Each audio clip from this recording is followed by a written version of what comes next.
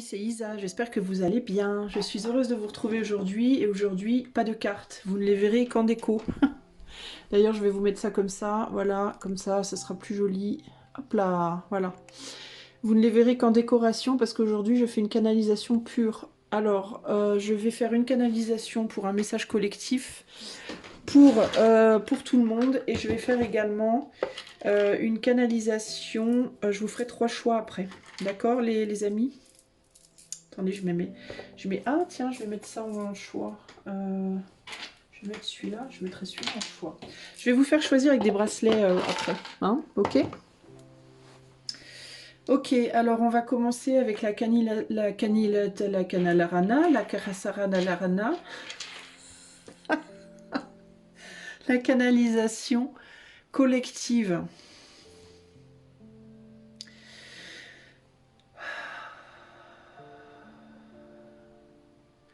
Bon, la première chose qui me vient, c'est arrêter d'avoir peur. C'est la première chose qui me vient. Se débarrasser de l'anxiété. On me dit, enfin, ce qui me vient, c'est que il y a énormément d'anxiété qui est provoquée dans le monde à l'heure actuelle et que la meilleure chose à faire, c'est d'essayer à tout prix de s'en défaire, de ne pas sombrer dans l'anxiété ambiante, entre guillemets, où ce qui se passe, c'est comme si... Alors on me montre... Oula, c'est quoi ça? Alors on me montre 2 cercles, comme 2 assiettes. Des ronds, des cercles plats, comme des cercles qu'on aurait découpés dans du papier, comme si on avait fait des ronds dans du papier, et on me montre deux cercles. Deux cercles. Alors je ne sais pas du tout pourquoi. Pourquoi on me montre des cercles avec des bouts de papier?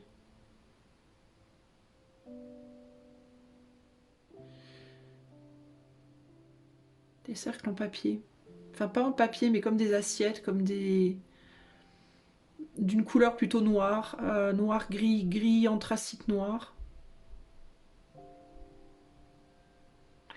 On parle de projection, on parle de... Alors on me montre un... Ouais, mais alors moi je sais pas ce que c'est ça.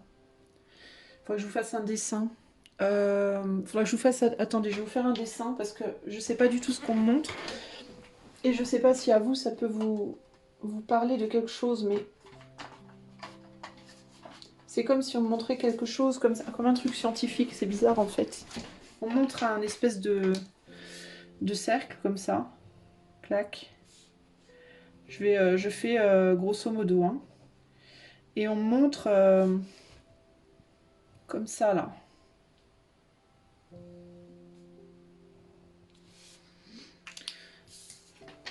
Mais c'est comme une projection ça. Comme si quelque chose de petit, quelque chose de tout petit. Alors ça y est, je comprends du coup. Donc un triangle comme ça, quelque chose de tout petit qui se projette et qui sur un cercle noir ou un cercle et on me montre la couleur noire ou gris anthracite. Pardon, je suis même pas, vous voyez, bon c'est un très mauvais dessin. Euh, et on me dit alors il peut y avoir cette idée de alors ça me fait penser en voyant le dessin du coup. En voyant le dessin, ça me fait penser à cette toute petite chose minuscule qui est projetée d'une manière à ce que ça ait un énorme impact. Donc une amplification. Mais il y a plus que ça. Je sens que j'ai pas toute l'info. Euh, alors peut-être justement par rapport à cette angoisse de ne pas s'angoisser parce que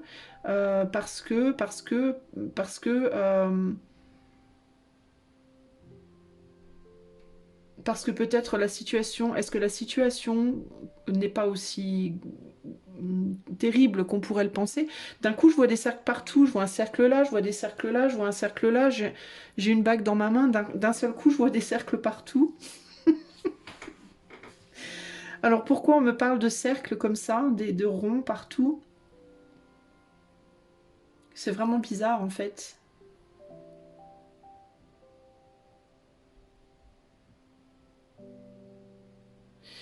Le cercle, c'est quoi le cercle? c'est quelque chose qui entoure, c'est quelque chose qui peut enfermer, mais c'est quelque chose aussi... alors, on me parle de la... C'est fou parce qu'on me parle beaucoup de la vision. Ah, d'accord, je crois que je comprends. On veut nous faire focaliser sur des points extrêmement précis. On veut nous faire focaliser sur des points extrêmement précis pour qu'on ne voit pas plein de choses qui se passent autour, en fait. On essaye de réduire... Alors, c'est paradoxal parce que c'est comme si on voulait on voulait réduire notre champ de vision et qu'en même temps, ce que l'on regarde, que ce soit amplifié. Il y a quelque chose comme ça ici. Alors ça peut aussi, on peut aussi me dire peut-être ici que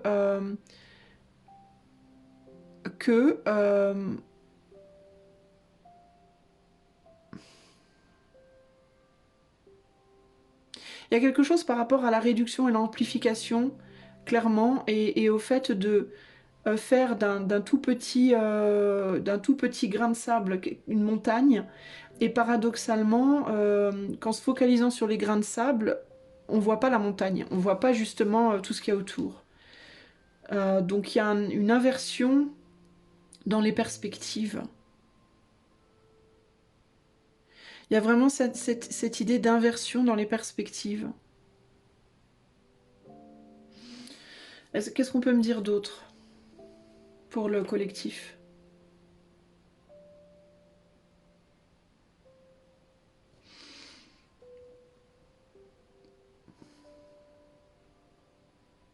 Ben, du coup d'observer, quand on se focalise sur quelque chose trop, d'essayer de se défocaliser pour voir de plus haut. Et quand au contraire, et pour au contraire les choses qu'on regarde de trop haut, de regarder plus précisément. Il y a vraiment cette idée de devoir inverser quelque chose. Je vous donne un exemple. Si vous êtes trop focalisé sur votre travail en ce moment et que vous êtes focalisé sur un point particulier, une problématique particulière liée à votre travail, on vous dit de lâcher ça et de regarder la chose de beaucoup plus loin, de beaucoup plus haut, de manière beaucoup plus large. Et si au contraire, à côté de ça, vous avez une problématique sentimentale et que vous la regardez d'une manière très large, on vous dit, là, c'est là qu'il faut se focaliser. Vous voyez ce que je veux dire? Il y a cette idée de lâcher ce sur quoi vous êtes très très focalisé pour au contraire aller mettre votre vision sur d'autres choses, sur les choses sur lesquelles au contraire vous ne l'êtes pas à l'heure actuelle. Mais il y a aussi ce côté que dans le monde à l'heure actuelle, on essaye de faire ça avec nous, de nous faire focaliser sur des choses sur lesquelles on ne devrait pas être focalisé, pour pouvoir lâcher prise de choses sur lesquelles on devrait se focaliser. Vous voyez ce que je veux dire? C'est très bizarre en fait. Donc il y a cette idée de faire diversion. De manière générale, on parle de faire diversion. Et il ne faut pas qu'on se laisse divertir, entre guillemets, que ce soit par des diversions agréables ou désagréables. C'est comme si on me disait que là, à l'heure actuelle, on a tendance à se laisser divertir par des choses de manière à ce qu'on ne regarde pas d'autres choses qui sont très importantes, et donc il nous faut consciemment inverser la tendance. Il y a quelque chose comme ça ici. Peu importe si on est focalisé sur quelque chose qui nous fait du bien ou du mal. En fait, c'est comme cette idée de on peut être diverti par des choses agréables ou diverti par des choses désagréables, mais dans les deux cas, on ne regarde pas. Ça ne veut pas dire qu'il faut complètement lâcher prise sur ce qui nous divertit, mais il faut regarder ça de plus haut pour pouvoir, aller se focaliser aussi sur d'autres choses qui demandent justement à être mieux étudiées.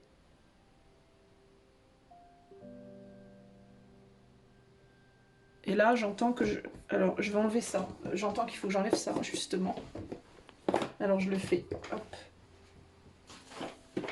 Alors, j'enlève tout. J'enlève tout. Il y a vraiment cette... Enfin, je sais pas, pardon, mais je fais... je fais comme je le sens, véritablement. Pour le collectif. Ouais, c'est vraiment cette idée de revenir au basique, de revenir aux bases, de revenir aux bases, même si ça fait peur. L'idée du vide, c'est cette idée de devoir revenir au vide, comme si on devait effacer complètement la page. Il y a cette idée de on efface tout. Comme si on était un enfant, on me dit, et qu'on avait commencé un dessin au crayon de papier, et que le dessin, on a bien avancé dans le dessin, mais le dessin, on n'arrive plus. On n'arrive plus à trouver ce qu'il faut travailler, ce qu'il faut plus travailler. Du coup, on part dans tous les sens.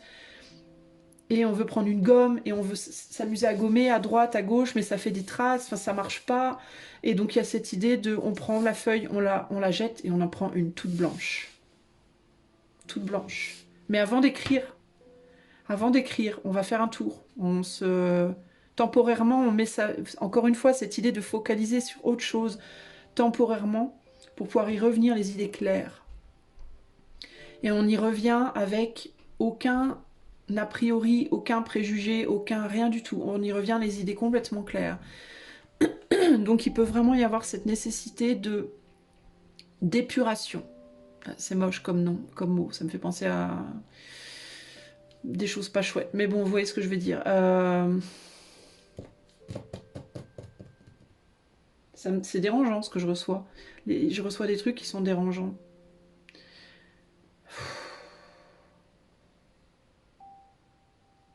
C'est un peu ce qui se passe dans le monde. Je suis désolée, c'est ce qui se passe dans le monde.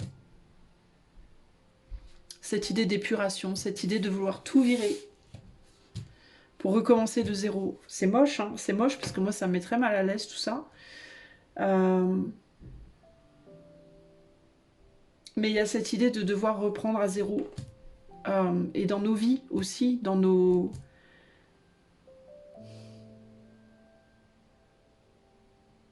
Et oui, en effet, il y a beaucoup d'angoisse et beaucoup de peur associées à tout ça.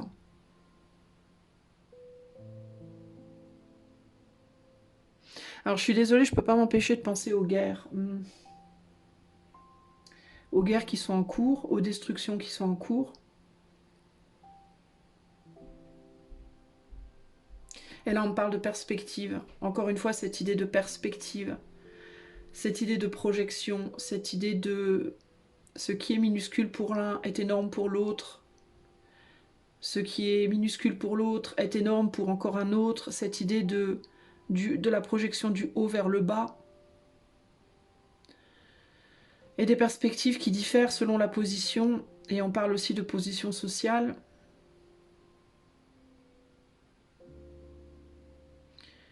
D'un point de vue céleste, on est des fourmis.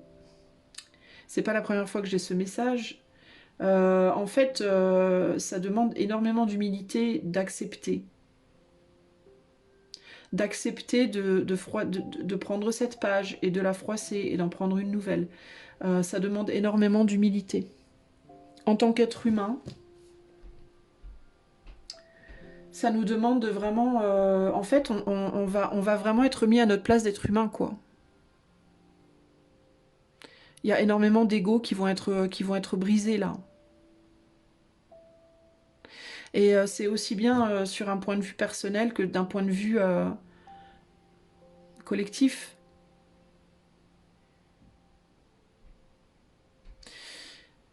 On me dit, enfin, je réalise que j'ai tout enlevé, mais que j'ai voulu préserver la flamme.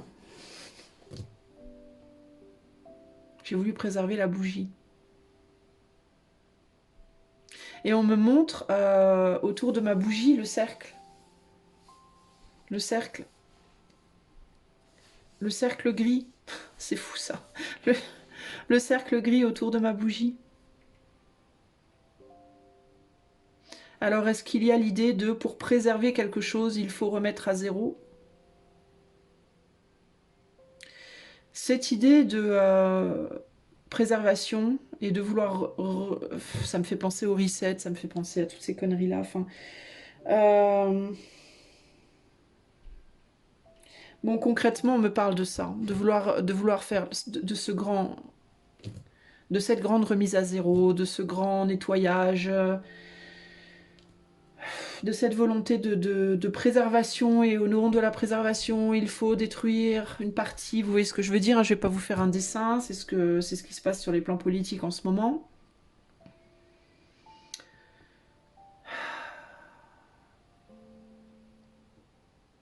Mais il y a cette idée de projection encore. Alors, est-ce que c'est réel? Est-ce que c'est pas réel? Est-ce que c'est justifié? Est-ce que c'est pas justifié? On parle de perspectives, ce sont des perspectives.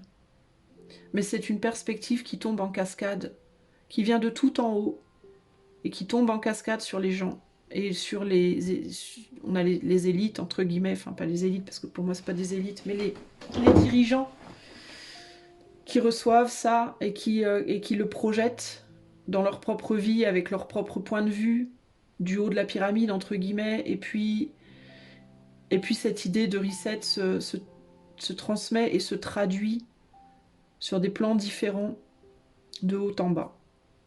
D'accord? Comment je peux vous expliquer ça?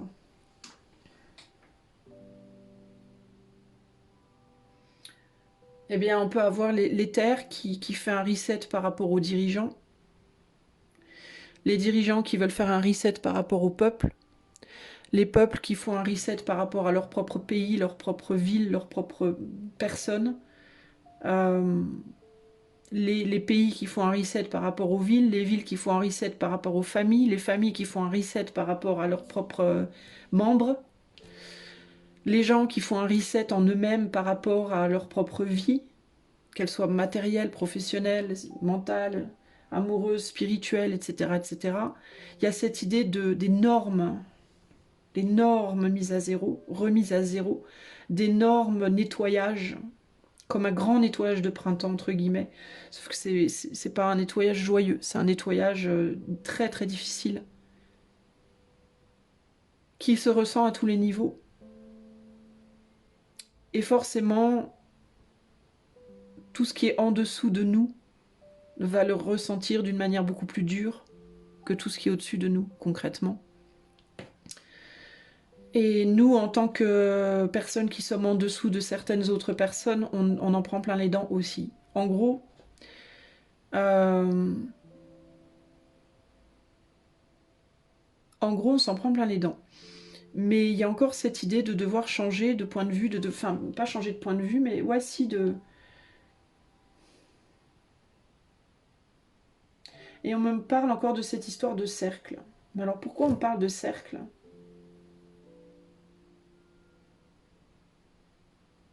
Des cercles différents. Cercles sociaux peut-être. Le cercle, c'est la table ronde. Le cercle, c'est la flamme autour de laquelle on se réunit pour se réchauffer. La vie commune.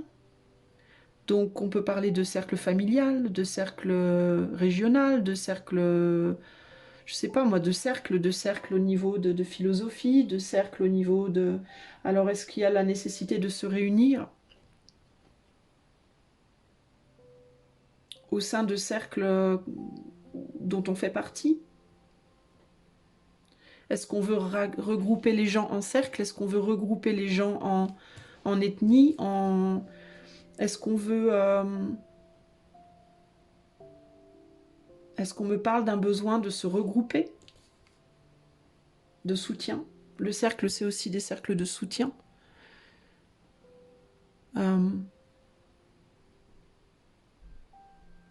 Nécessité de se regrouper en cercle pour pouvoir accueillir ce grand changement, ces grands changements.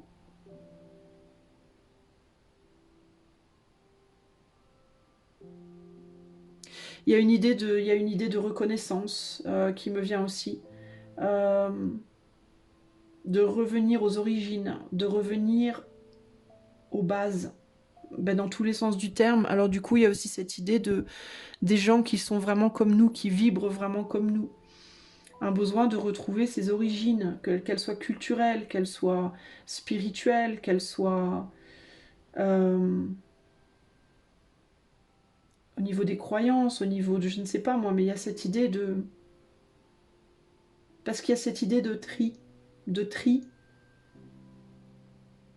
et de vouloir que chacun revienne à sa place, chaque chose à sa place, plus de mélange, plus de, plus de foutoir entre guillemets, chacun à sa place. Ce qui ne veut pas dire qu'on peut pas être que les cercles ne peuvent pas être ensemble. Mais il y a ce besoin de d'abord revenir à sa place pour pouvoir ensuite se côtoyer de manière plus saine. Il y a quelque chose comme ça. Il peut y avoir des séparations du coup, hein. Des séparations, des gens qui quittent des familles pour aller pour aller construire d'autres familles, mais d'autres familles qui vont être beaucoup plus en phase avec leur cercle spirituel, par exemple, leur âme, des gens qui retrouvent leurs âmes sœurs, qui se rapprochent de leurs âmes sœurs. Il peut y avoir des gens qui voyagent pour retourner dans leur pays d'origine. Il peut y avoir des gens qui changent de travail pour aller vers un boulot qui parle à leur cœur, à leur âme. Euh, des gens qui changent de parti politique, des gens qui changent de religion. Il peut y avoir beaucoup de choses comme ça, de plus en plus de choses comme ça, parce que les gens vont vouloir retrouver ou vont être poussés à retrouver leurs racines. De plus en plus. Ça va être nécessaire pour gérer aussi les choses qui viennent d'au-dessus. À tous les niveaux, ça va se passer à tous les niveaux, aussi bien pour nous, tout en bas de la pyramide, entre guillemets, que pour les gens au-dessus de nous, et ceux qui sont au-dessus, et ceux qui sont au-dessus. Il y a cette idée de remettre tout le monde, chacun à sa place.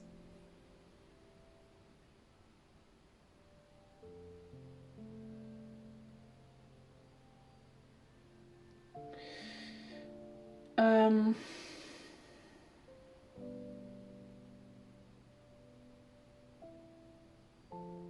J'entends aussi pour retrouver son plein pouvoir, pour retrouver ses pleins pouvoirs. Alors il peut y avoir aussi à venir prochainement des grands changements, des grands bouleversements au niveau des frontières de certains pays. Des frontières qui vont sauter ou des frontières qui vont au contraire revenir. Euh,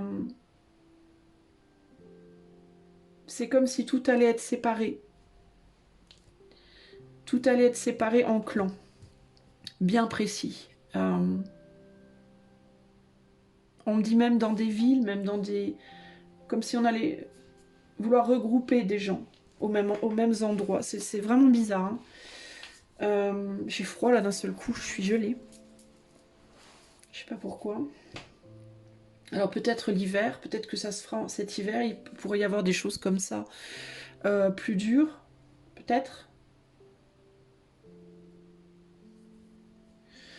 Qu'est-ce qu'on veut me dire d'autre pour le collectif? Il peut y avoir des... On me parle de marquage aussi.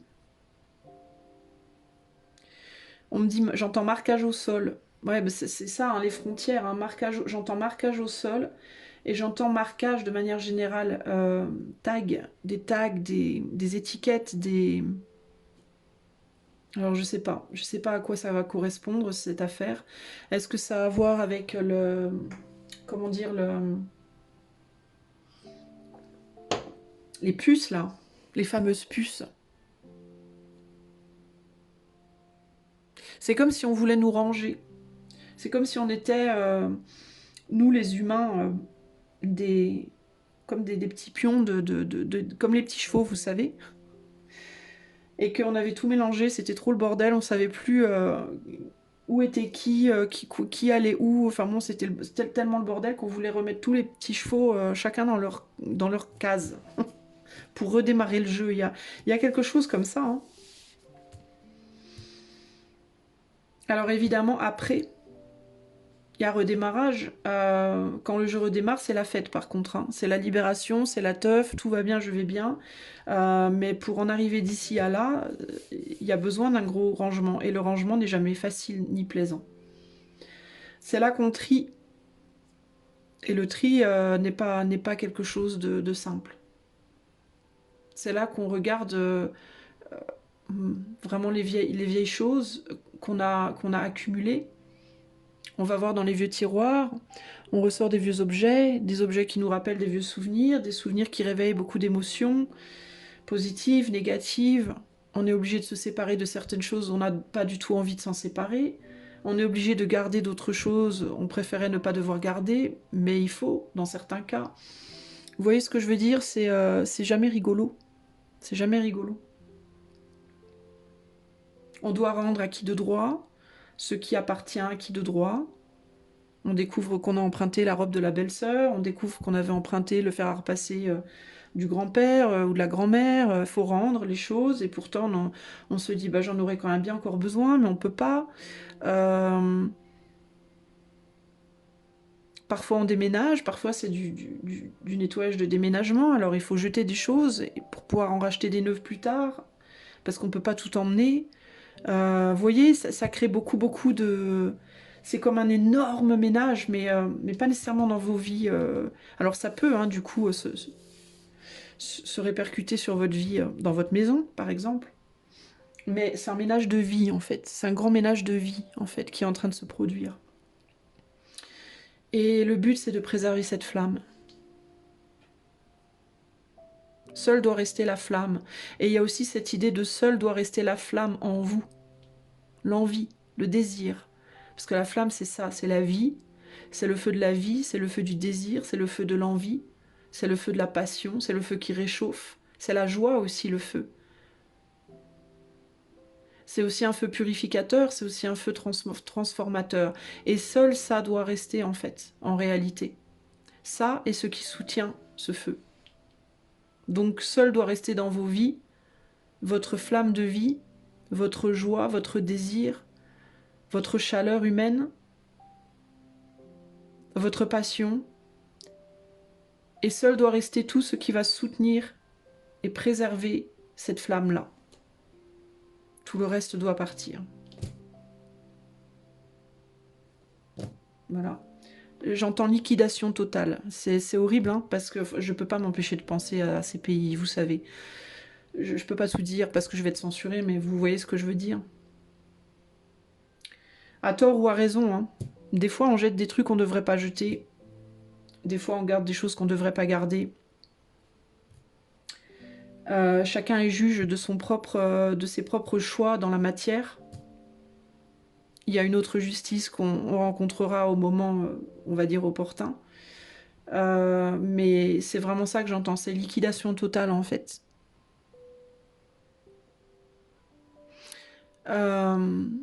Donc il faut bien réfléchir à ce qu'on liquide, parce que c'est vraiment ça l'idée, c'est que la flamme, la vie de cette flamme va être déterminée par ce qu'on choisit de jeter en fait, et ce qu'on choisit de garder pour qu'elle se maintienne.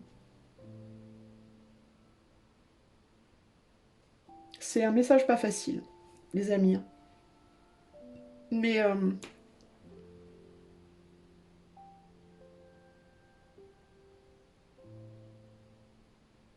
on parle du soleil aussi. C'est intéressant. On parle du soleil.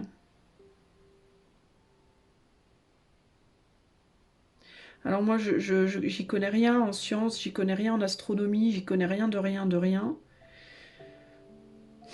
Mais est-ce qu'il y a quelque chose par rapport à la préservation du soleil? Est-ce qu'il il se passe des choses au niveau du soleil dont on n'a aucune idée possible?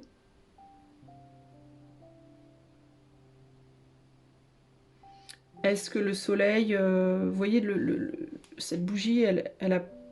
Bon, elle a encore du temps, hein, parce que... bon, c'est une bougie qui fond pas vite. Mais bon, elle est plus qu'elle était, quoi. Hein. Elle est à moitié, on va dire, de sa capacité. Le soleil, c'est aussi une énergie. Donc, est-ce qu'il y a besoin de préserver l'énergie? Mais de quelle énergie on parle? Je ne sais pas.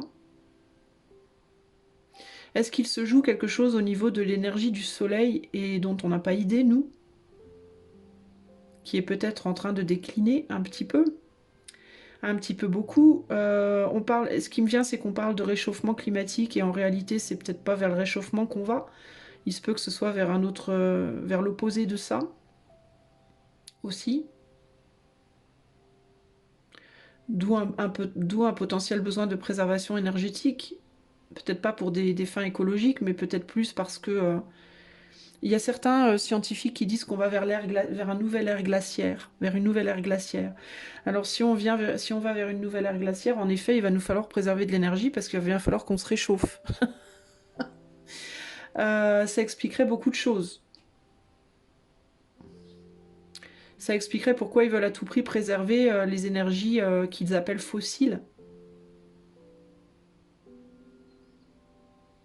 Ou alors pourquoi ils démonisent ça alors qu'en réalité c'est peut-être à des fins de préservation pour... Moi je pense qu'il y a une volonté ouais, de conserver, hein, de conserver une souche, des souches humaines en termes d'un certain nombre de populations pour pouvoir tenir sur le long terme. Mais alors moi, dans comment tout ça se goupille en vrai, parce qu'entre ce qu'on nous dit et ce qui est vrai, il y a toujours des milliards de kilomètres de différence.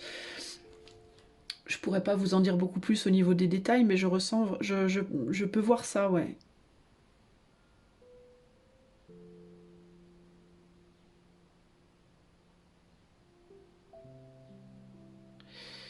Euh, En tout cas, il y a une idée de temps, du temps qui passe et qui ne s'arrête pas, et d'une nécessité de faire quelque chose. Voilà, d'une nécessité d'action. Pour préserver des choses, pour se préserver soi, pour préserver, pour purifier, pour revenir aux racines, pour revenir aux bases des choses, et aussi pour préserver la flamme. Quelle que soit de quelle flamme on parle, n'est-ce pas les amis? Que ce soit la flamme humaine, que ce soit la flamme intérêt personnel, c'est-à-dire la flamme dans votre boulot, la flamme dans votre vie amoureuse, la flamme dans votre âme, la flamme, vous voyez, à vous de voir, mais c'est vraiment cette idée-là, ouais.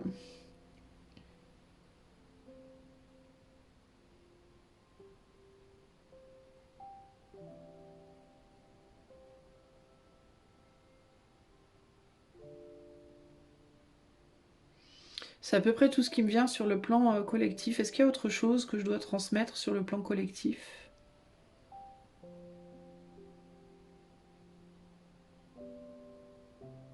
On parle de résilience, c'est le mot résilience qui me vient en tête.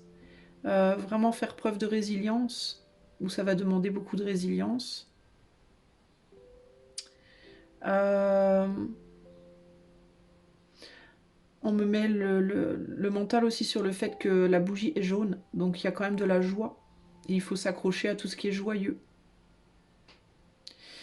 Ne surtout pas se laisser aspirer par des choses sombres, mais au contraire s'accrocher à tout ce qui peut être joyeux dans la vie.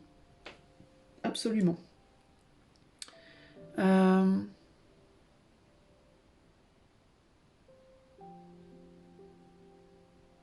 Alors on m'en parle aussi de réserves et on me dit que c'est pas la peine de faire des réserves trop parce que ça servira pas à grand chose. Il y a ce côté-là aussi. Pour les gens qui voudraient faire des réserves d'argent, des réserves de nourriture, des réserves de je sais pas quoi, il y a l'idée de ça servira pas à grand chose de faire des réserves. S'asseoir sur les choses, en gros, s'asseoir sur ce qu'on a pour ne pas vouloir lâcher. Cette idée encore quand on fait le ménage de ah bah ouais mais je vais pas acheter mes échantillons parce que ça pourrait servir. Oh je vais pas acheter ça parce que ça pourra servir peut-être peut-être qu'un jour j'aurai envie de non, et on me dit ça sert à rien du tout. Ça sert à rien du tout ça. Ça sera d'aucune aide. Là il faut s'adapter, c'est une idée de il faut vraiment il faut vraiment faire du gros nettoyage quoi. Il faut vraiment se délester au maximum en fait. Parce qu'on me dit l'idée de conservation, l'idée de conserver des choses, d'accumuler des choses, euh, en fait, ne fait qu'alourdir. Par exemple, si vous faites un voyage et que vous vous dites oh, il faut que je garde ces 4 valises de vêtements. Même si c'est dur pour moi de voyager avec 4 valises de vêtements, parce qu'une fois que j'arriverai au point d'arrivée, j'aurai peut-être besoin de 4 valises de vêtements. Et on te dit ça sert à rien. Ça va juste t'empêcher de faire le voyage sereinement. Ça va t'alourdir. C'est fort possible que tes vêtements t'en perdent la moitié le long du chemin. Que tu rates ton avion parce que tu peux pas courir, choper ton avion avec 4 valises de vêtements. Enfin bref. Ça va faire que t'alourdir en réalité. Et on te dit tu trouveras toujours une solution pour t'habiller là où tu vas. Donc ça sert à rien de vouloir garder 4 valises de vêtements. Vous voyez, c'est cette idée-là. Cette idée de l'accumulation matérielle, en fait, ne sert à rien. En fait, ça ne changera pas la donne, hein, concrètement. Ça pourrait, au contraire, en fait, l'empirer que la changer. D'une certaine manière. Là, on est vraiment sur... comment dire en anglais, the bare minimum, c'est ce qui me vient en tête, the bare minimum, le strict minimum, voilà, c'est vraiment ça, le strict minimum. Est-ce qu'on peut me donner un message par rapport à ce que les gouvernements font dans le monde à l'heure actuelle? Comme par curiosité, là, est-ce que vous avez quelque chose à me dire par rapport à ça? D'arrêter de se stresser par rapport à ça. On me dit c'est leur problème. Ça n'est pas le vôtre. Ok. C'est ce qui me vient, je vous dis ce qui me vient. On me dit c'est leur problème, ce n'est pas le vôtre.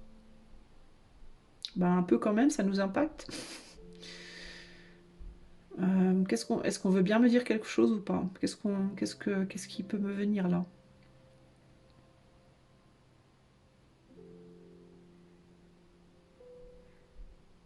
On me dit que c'est tendu.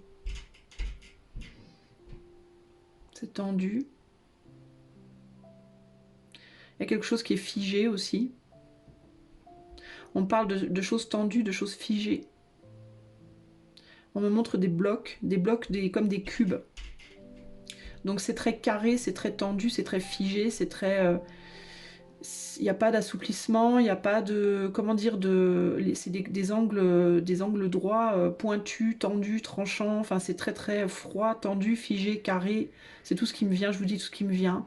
On montre un carré noir, un bloc noir, en forme de carré, un cube noir. On me parle de... J'ai le mot graphite qui me vient en tête. Je sais pas pourquoi on parle de graphite, mais c'est le mot qui me vient en tête, graphite. C'est très sombre. C'est sombre, c'est lourd. Alors on me dit non, c'est léger. Alors il y a quelque chose de lourd, enfin de lourd, léger. J'ai le mot graphite et j'ai le mot léger. Alors c'est pas léger, c'est vide. C'est compliqué. C'est pas que c'est léger, c'est que c'est vide. Il y a quelque chose de vide. Ah, est-ce qu'on parle de mine? Est-ce qu'on parle de mines? Des mines qui sont vides? Est-ce qu'on peut plus exploiter des mines? Est-ce qu'il y a des mines qui sont vides? On peut plus rien en tirer? Est-ce que c'est des mines de graphite? Ça sert à quoi le graphite? J'en sais rien, je ne connais pas. Je connais le mot, mais je sais pas ce que c'est. Attends, j'ai pas mon autre téléphone, tant pis. Donc il y a quelque chose qui est tendu par rapport peut-être à des mines qui sont vides. D'où le statu quo, d'où le fait qu'on peut pas bouger, on peut pas changer, on peut pas s'écarrer, c'est tendu, c'est... Et il y a l'idée de peut-être chercher des solutions, se creuser la tête, essayer de trouver des solutions par rapport à des mines qui sont vides. Peut-être. On me parle de besoin, mais c'est vraiment ce mot graphite qui me vient en tête, je ne sais pas pourquoi. Si vous savez les amis ce que c'est du graphite, dites-le moi dans les commentaires, je ne sais pas du tout. Quoi d'autre? Par rapport aux élites, qu'est-ce qu'on peut me dire d'autre? Qu'est-ce qu'on peut me dire par rapport à ce conflit israélo, vous voyez ce que je veux dire? Par exemple. Alors on me met une sensation au niveau de ma langue. Il y a quelque chose par rapport à la langue. À la langue, au langage. quelque chose par rapport à la langue. J'ai l'impression d'avoir quelque chose qui est collé sur ma langue et j'essaie de l'enlever, j'y arrive pas. Quelque chose qui colle à la langue.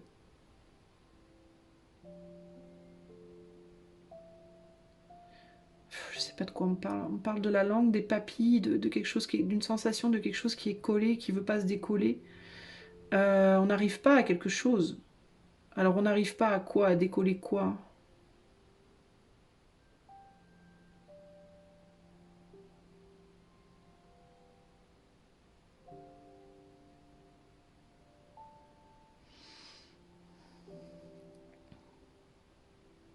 On n'arrive pas à avaler quelque chose.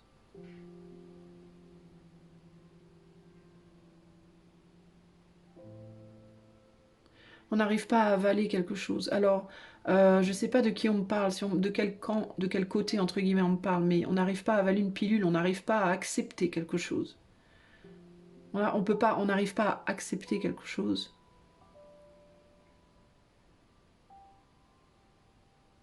Et j'ai toujours cette sensation sur la langue. Comme si j'avais une grosse boule dans ma bouche et je ne pouvais pas l'avaler. Et j'arrive pas à décoller ma langue. Vous voyez ce que je veux dire?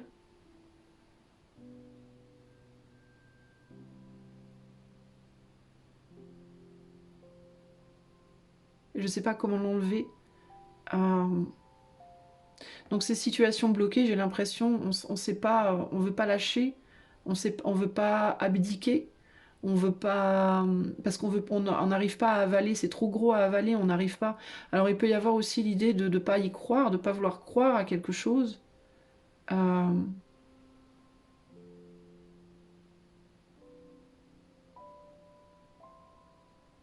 Mais c'est vraiment par rapport à la bouche, il y a quelque chose par rapport à la bouche, ça m'emmerde d'ailleurs, parce que la sensation ne veut pas me quitter. Ok, bon. J'ai pas plus d'informations qui me viennent. Qu'est-ce qu'on peut me dire par rapport au soleil?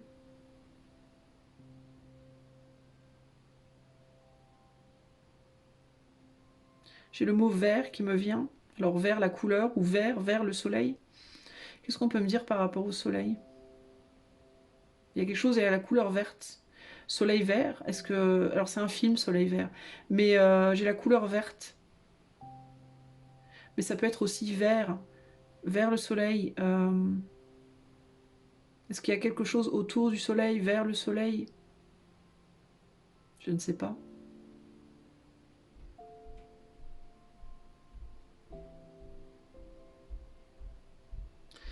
C'est comme si c'est comme s'il y avait quelque chose qui essayait d'atteindre le soleil. Mais je ne sais pas ce que c'est. Je sens une sensation dans mes bras comme si je voulais aller prendre quelque chose, comme si je voulais aller choper quelque chose. Mais j'ai cette sensation comme s'il y avait quelqu'un ou quelque chose qui m'empêchait d'y aller. Alors, je ne sais pas de quoi on me parle.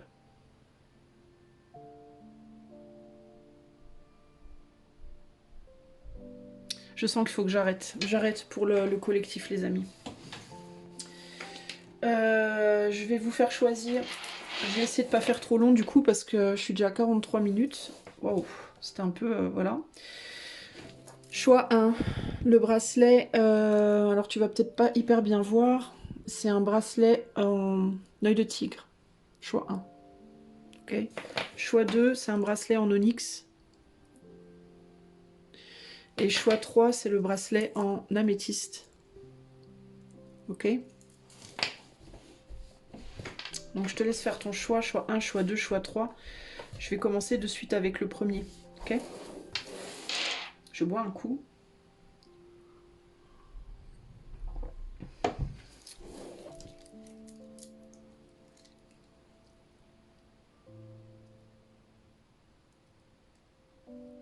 Tu veux retourner en arrière, toi, choix 1 sur quelque chose. Tu veux aller chercher quelque chose. Tu veux ramener quelque chose à toi. Ça peut être une personne que tu considères comme étant très sage. Ça peut être comme étant précieuse pour toi. Ça peut être une forme de sagesse. Ou bien tu veux ramener une personne dans ta vie, ou alors tu veux ou quelque chose dans ta vie, ou alors tu veux retourner à un moment de ta vie où tu étais plus sage, où tu étais plus avisé, plus pur, j'entends. Il y a quelque chose par rapport à la pureté.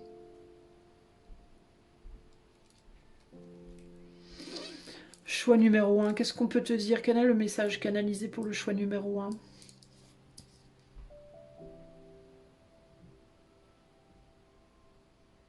Ouais, il y a une envie de retourner en arrière et de ramener quelque chose. Ramener quelque chose, ramener quelqu'un, ramener une manière d'être, ramener quelque chose, une personne, une situation, ou quelqu'un à qui tu tiens ou tenais. Il y a une notion de distance, de voyage, de distance. Est-ce que c'est quelqu'un que tu as laissé derrière? Est-ce que tu t'es éloigné de quelqu'un et tu veux retourner? Est-ce que c'est quelqu'un qui est parti ou tu es parti? Ça peut être, si c'est une personne, ça peut être quelqu'un qui se cache, qui t'observe de loin, mais qui se cache. Si c'est une situation, ça peut être une situation, tu y vois pas bien clair, tu vois pas trop comment la situation est maintenant. Si c'est un endroit, pareil, t'as pas trop la visu de ce qui s'y passe pour le moment.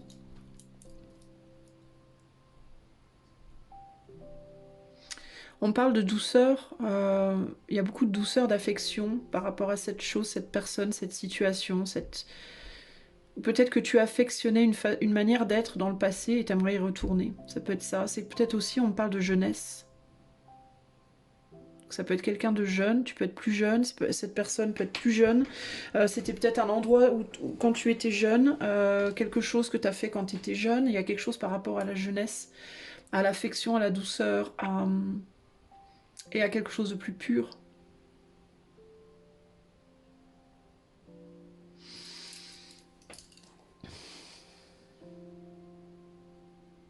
Qu'est-ce qu'on peut me dire pour le choix 1?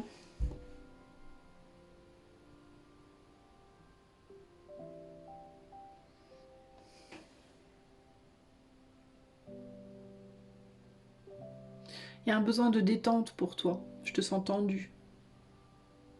Je sens une tension notamment dans le haut des bras, au niveau des biceps. Peut-être qu'en ce moment tu portes beaucoup de choses, ou tu maintiens quelque chose, ou tu portes quelque chose de manière au propre ou au figuré. Pas là, nécessairement là dans l'instant, mais peut-être que tu fais beaucoup de travaux en ce moment qui font travailler tes biceps, ou il peut y avoir des poids, véritablement, de la musculation peut-être, mais il y a l'idée au sens figuré de porter des choses à bout de bras. Ça peut être des situations, des personnes, un boulot, des responsabilités. Tu peux avoir mal au bras du coup, mais c'est vraiment au niveau des biceps, c'est vraiment au niveau du haut des bras. Et on te demande de poser. On te dit de poser, pause, stop. Parce que on te dit que vraiment tu vas te faire du mal en fait. Tu vas faire du mal à tes muscles. Ça va te faire du mal au bout d'un moment, donc il faut que tu poses. Faut s'arrêter. Et il y a aussi l'idée que tu peux pas retourner en arrière si tu portes des choses, si tu es trop occupé à porter à bout de bras des choses qui te font du mal.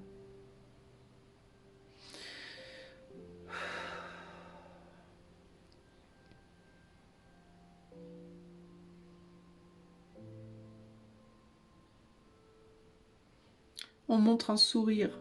Peut-être qu'on veut que tu souris plus. Ouais, c'est comme si on prenait les deux coins de la bouche et qu'on me forçait à sourire.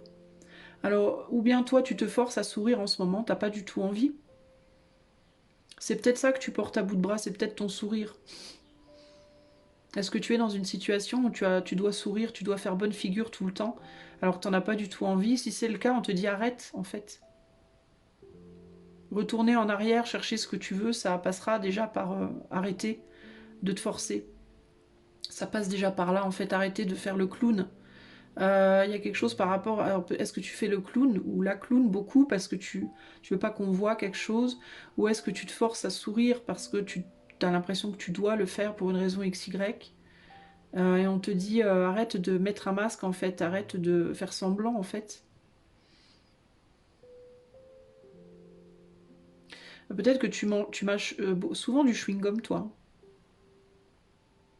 Et ce chewing-gum est en relation directe avec ce sourire. C'est comme si le fait de mâcher du chewing-gum, ça te... C'était pour cacher quelque chose. C'est comme si ou tu mâches du chewing-gum ou alors tu manges souvent quelque chose. Tu grignotes beaucoup ou alors tu mâches du chewing-gum. Je sais pas, mais il y a quelque chose par rapport à ça. Et il y a vraiment cette idée de demande-toi pourquoi tu grignotes beaucoup ou pourquoi tu mâches du chewing-gum. Et il y a cette idée d'avoir toujours la bouche. En fait, c'est comme si c'était beaucoup moins pour ce que tu as dans la bouche que pour le fait de mettre en mouvement ta bouche. C'est parce qu'en fait, tu rumines. Tu rumines des choses. Véritablement, cette action pour toi de mâchouiller en fait quelque chose, c'est une rumination. Tu as des choses que tu veux dire, que tu n'arrives pas à dire ou que tu penses que tu dois pas dire. Et donc tu mâches tes chewing-gums ou tu grignotes et tu rigoles. Et tu fais style de rien. Et en fait, tout est faux.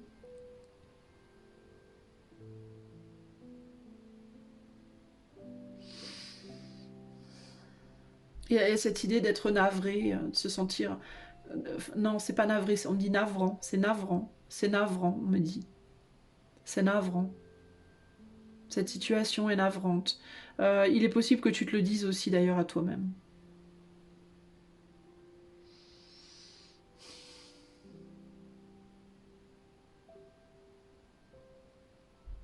Et l'idée de mais enfin pourquoi, enfin j'entends vraiment ce côté mais c'est vraiment navrant mais enfin pourquoi, ça n'a pas de logique, il y a une idée de quelque chose qui n'est pas logique.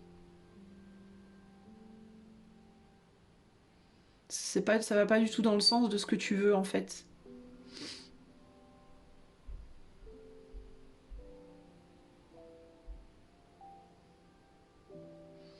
On me dit de remettre en place tes yeux. De...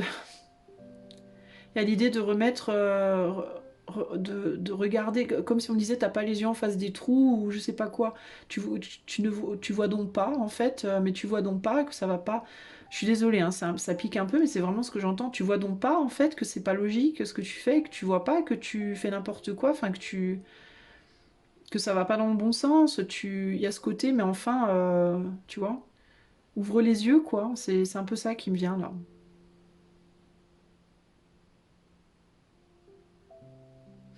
Ça pique un peu quand même, hein. Est-ce qu'il y a autre chose pour le choix numéro un? Qu'est-ce qu'on conseille à choix un en fait? Bah, de remettre ses yeux en place déjà, d'arrêter de mâchouiller des trucs, d'arrêter de sourire quand on veut pas, de mettre un masque quand on veut pas, d'aller dans une direction où on veut pas, etc. etc. quoi. La liste est longue en fait, on me dit. Euh, et d'aller vers ceux qui a du sens en fait.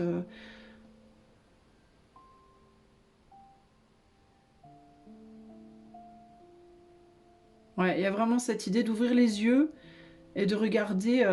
On me remet les yeux encore sur cette flamme. Et on te dit, mais enfin, va vers ce qui te fait vibrer, en fait. Retrouve la flamme, en fait. Retrouve la pureté de ton être et de ta situation. Et si ça veut dire retourner en arrière, alors retourne en arrière. C'est vraiment ça l'idée, hein. Et j'entends aussi laisse couler. Laisse couler le reste. Laisse les choses se faire pour ce qui est du reste. S'il y a des conséquences, il y en aura, mais ça par contre, faut laisser couler. Il faut que tu ailles vers ce qui te tient vraiment, vraiment à cœur, en fait. Et que tu arrêtes de mettre des masques, choix 1. D'accord? C'est ce qui me vient pour toi. Je vais passer au choix 2.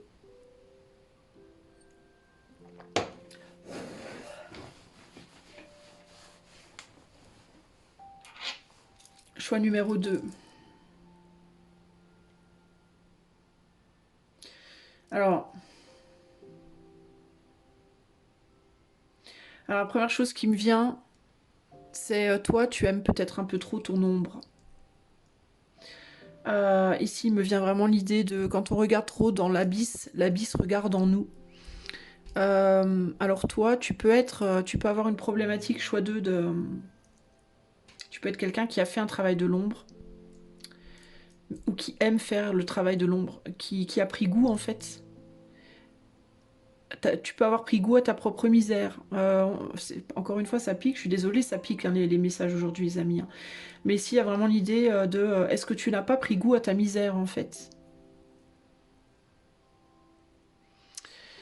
Parce que l'ombre est belle, on me dit aussi. L'ombre est belle et séduisante. Et bah, c'est comme une sirène, en fait. Hein. Le problème, c'est qu'elle nous attire dans les profondeurs et on se noie. On n'arrive plus à remonter après. Hein. T'avais trop écouté le chant des sirènes, toi. Choix numéro 2. Alors ça peut être au propre ou au figuré. Enfin au propre, je me comprends. Hein. Ça peut être que tu t'es trop laissé envoûter par des personnes dans ta vie qui ont cette ombre en elles. Peut-être que tu es très attiré par les beaux ténébreux ou les belles ténébreuses, torturées, autodestructeurs, autodestructrices, destructives.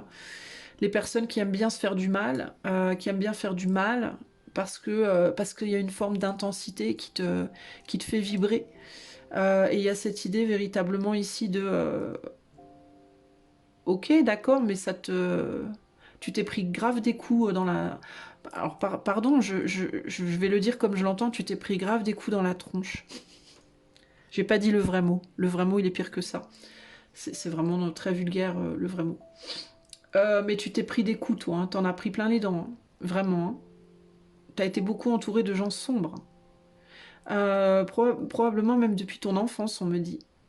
Déjà petit ou petite, tu t'étais déjà probablement entouré de gens autodestructeurs, de gens qui aimaient la violence d'une certaine manière. Alors pas nécessairement dans l'acte, hein, encore que pour certains d'entre vous c'est possible, mais il y a l'idée d'en avoir bavé depuis l'enfance parce que depuis l'enfance tu es entouré de gens qui aiment se faire du mal ou faire du mal. Et à variations différentes évidemment. Hein. Mais ça peut être se faire du mal émotionnellement, ça peut être se faire du mal. T'as peut-être grandi dans une famille où les gens aimaient déjà les gens sombres. Tu vois ce que je veux dire? Une famille torturée, une famille autodestructrice, une famille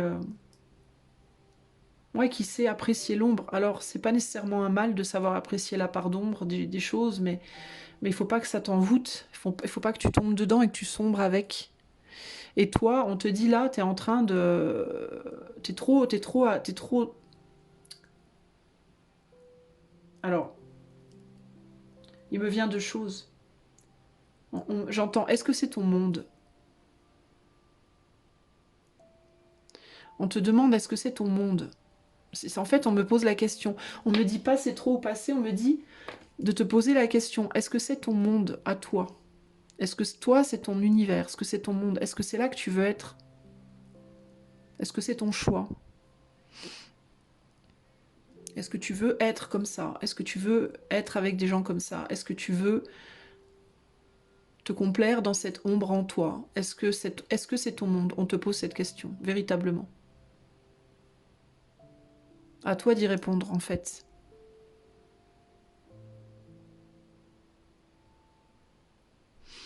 C'est une question difficile. Hein. On me dit c'est une question difficile. Il y a ce qui passe à travers moi pour me dire ce message pour toi a conscience que la question pour toi, elle va être très difficile. Mais c'est une vraie question. Est-ce que c'est ton monde? L'ombre et tout ce qu'elle comporte?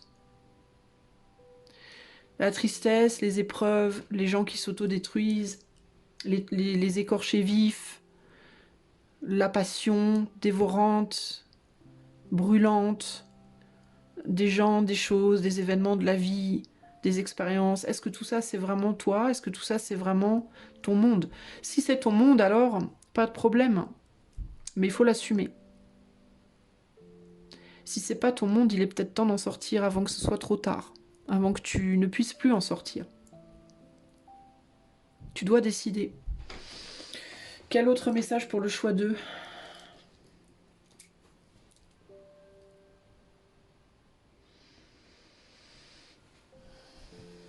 J'ai une grosse vague de froid là qui me traverse. Attends. Oh. Oh. C'est le froid. J'ai le froid des glaciers de Scandinavie. Est-ce que tu es attiré par le froid? Est-ce que tu es attiré par les pays nordiques?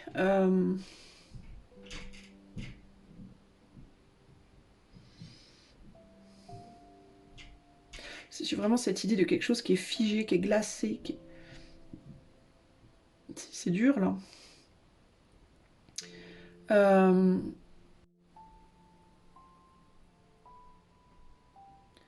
Alors, attends, on me parle de tes polarités. Attends.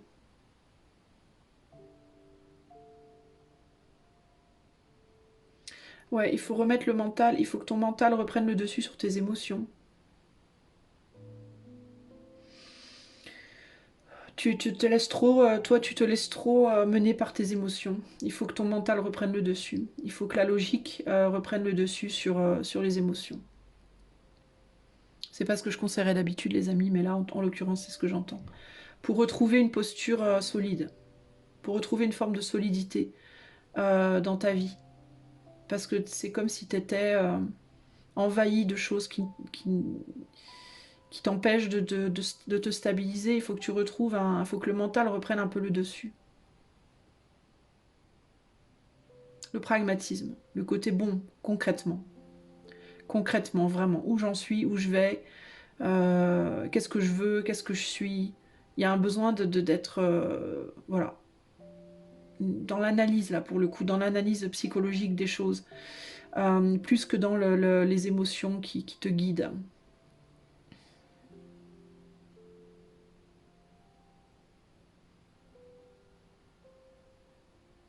On me dit l'un n'enlève pas l'autre. Ça ne veut pas dire qu'il faut que tu mettes toutes tes émotions à la poubelle, mais il faut que le mental contrôle les émotions, pas les émotions qui contrôlent le... Voilà, c'est ça. Il faut que ton mental contrôle tes émotions et ne pas que tes émotions contrôlent ton mental. Voilà, on me dit ouf, ah bah dis donc, c'était pas facile. Hein. On me dit ouf, c'était dur. Mais c'est vraiment ça l'idée. Alors ça enlèvera un bouchon, ça fera sauter le bouchon.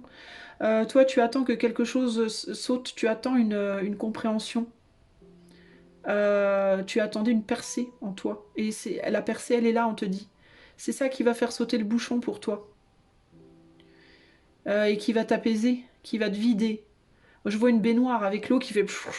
On enlève le bouchon, le trou, du trou de la baignoire et l'eau commence à baisser, à baisser, à baisser.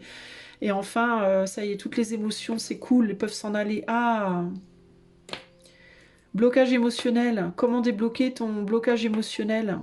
Reprends le contrôle de tes émotions par le mental. Les émotions ne doivent pas définir la logique. Ta logique doit définir tes émotions. Tu vois? Ça ne veut pas dire que tu dois plus avoir d'émotions. Ça veut dire qu'elles doivent être canalisées. Le canal par où s'évacuent les eaux usées du bain. Voilà. Ah bah putain, pardon. J'ai cette sensation de ah, alléluia, compréhension. Et la lumière fut, que la lumière soit.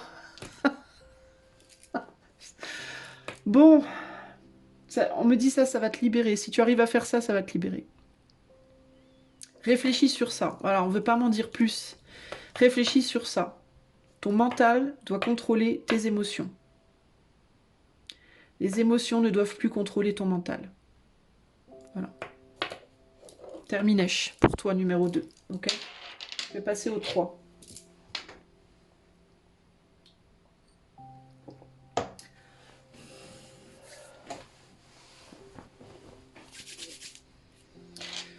Alors...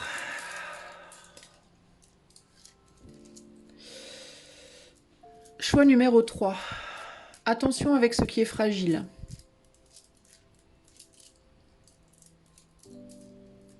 Il y a quelque chose par rapport à la fragilité des choses et à comment tu traites les gens fragiles autour de toi, comment tu te traites toi quand tu es fragile.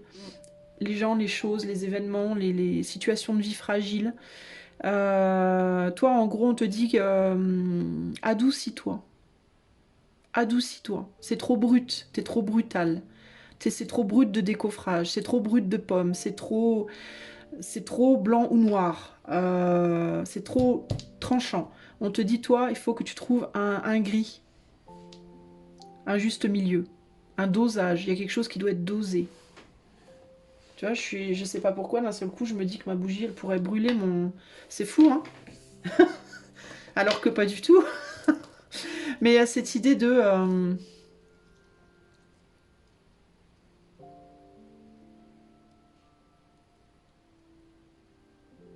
de devoir doser des choses. Doser ses efforts, doser sa communication, doser sa manière de voir les choses, doser ses pensées, doser les choses. Il y a vraiment cette idée de revenir à un juste milieu pour toi. Hein.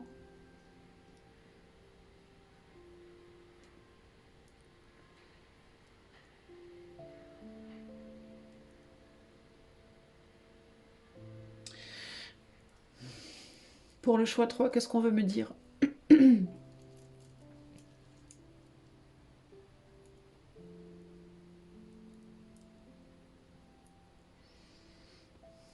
Ah, j'ai une chanson de Dépêche Mode qui me vient. Angel. Angels. Angel? Ah merde, alors c'est quoi? C'est Angel? Angel de Dépêche Mode. Precious and fragile things should have no suffering. My God, what have we done to you? Les choses précieuses et fragiles ne devraient pas souffrir. Mon Dieu, qu'est-ce qu'on t'a fait? Alors peut-être aussi qu'on te demande d'avoir... Attends. Conscience de ta propre fragilité. Alors peut-être que toi, choix 3, ouh, ouais. T'as des nœuds au ventre, toi. Toi, t'as des angoisses que tu essaies de planquer. Et ça peut faire mal. Alors toi, en fait, on peut te voir comme quelqu'un de solide, de fort, de costaud, qui encaisse, qui tient bon. Et les gens ne voient pas forcément comment ils te font du mal, par leurs mots, par leurs actes. Et le truc, c'est que t'en as pas forcément conscience, toi non plus, du mal qu'on peut te faire. Tu refuses de le voir, ou tu refuses de dire aux autres quand on te fait du mal, et il faudrait que tu apprennes à le dire. Et du coup, tu peux aussi, par effet miroir, faire la même chose aux autres, et ne pas voir non plus le mal que tu leur fais. Ouh, ok. Alors toi déjà, il y a besoin, t'as pas digéré des choses de ton passé. Il y a des choses qu'on t'a fait, qu'on t'a dit, tu n'as pas digéré, t'as peut-être pas non plus conscience, tu peux beaucoup te ronger les ongles, toi, tu vois, je me mets à m'amuser avec mon ongle, c'est quelque chose que je fais pas d'habitude. Tu peux être quelqu'un qui te casse beaucoup, qui pique beaucoup les ongles, ou qui te ronge les ongles, ou qui te triture les ongles, beaucoup.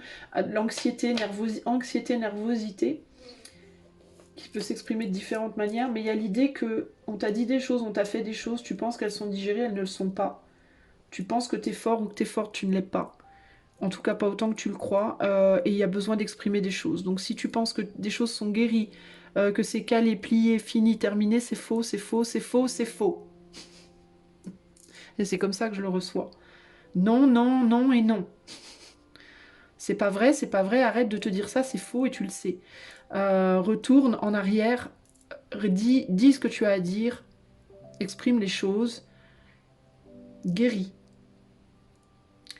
Et les gens auxquels tu penses que tu n'as pas fait de mal, tu te trompes également. Ça aussi, c'est faux, c'est faux, c'est faux. Non, c'était pas rien. Typiquement, tu as pu faire subir des choses aux autres, ou tu as pu subir des choses des autres, et dans les deux cas, tu penses que c'est rien, que c'est pas grave, que c'est pas grand-chose. C'est faux, c'est faux, c'est faux. C'est faux.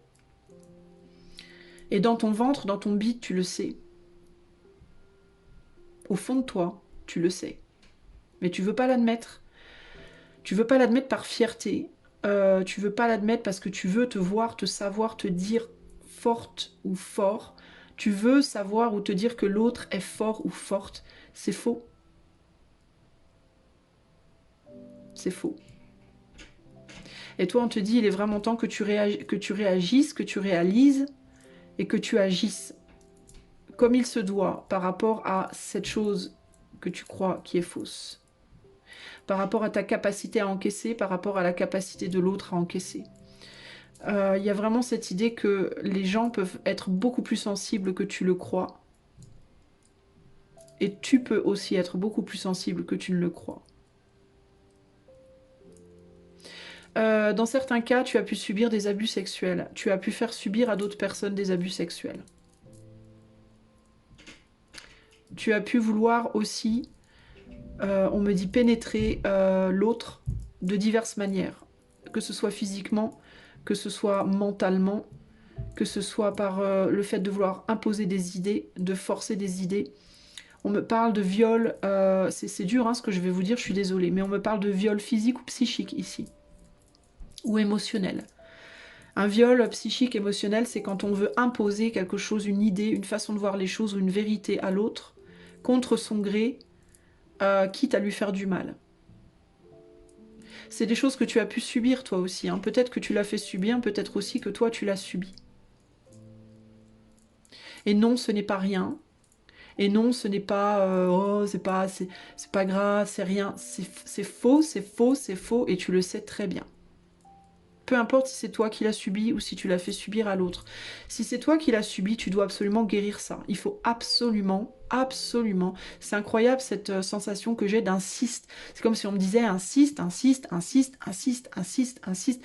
Parce que tu es probablement extrêmement têtu et tu veux pas l'entendre en fait. Tu veux pas l'entendre, tu veux pas l'admettre. Et il est d'ailleurs possible qu'on te l'ait montré plusieurs fois, mais que tu refuses de l'entendre, que tu refuses de l'intégrer. Et il faut que tu le fasses, il faut que tu fasses face à la réalité de ce que tu as subi et ou de ce que tu as fait subir. Putain. Encore une fois, pardon pour la vulgarité là qui me vient, mais... Waouh, les messages sont durs, quoi, les amis, hein. On me dit dur mais juste. Dur mais juste. Sévère mais juste. Ouais, mais bon. Bon. Est-ce qu'il y a autre chose pour le choix 3? Non, me dit non. Ça suffit. Me dit ça suffit. Ok, alors ça suffit. Et ça suffit dans les deux sens. Ça suffit pour le message et ça suffit pour toi et ton refus de voir les choses. De comprendre tout ça. Voilà mon ami du choix 3. Ben écoute, j'espère néanmoins que ça t'aidera sur ton cheminement. Je te fais des gros bisous et je te dis à bientôt. Ciao, ciao.